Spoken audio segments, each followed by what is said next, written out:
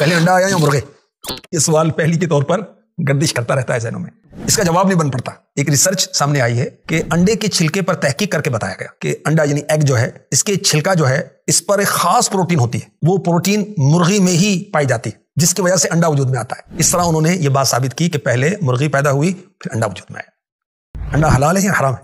याद रखें, ये एक उसूल है कि हलाल जानवरों का अंडा हलाल और हराम जानवरों का अंडा हराम है। हलाल जानवर का कच्चा या पक्का अंडा सब हलाल है, लेकिन जो अंडा यानी एग खून हो जाए वो नापाक हो जाता है, हराम हो जाता है। अंडा साफ खून पैदा करता है, जिस्म की नशोनुमा में मदद देता है, खून की कमी को दूर करता है, ताकत देता है आसाब को, दिल को, दिमाग को, और बदन को मोटा करता है। दूध से ज्यादा ताकत देता है।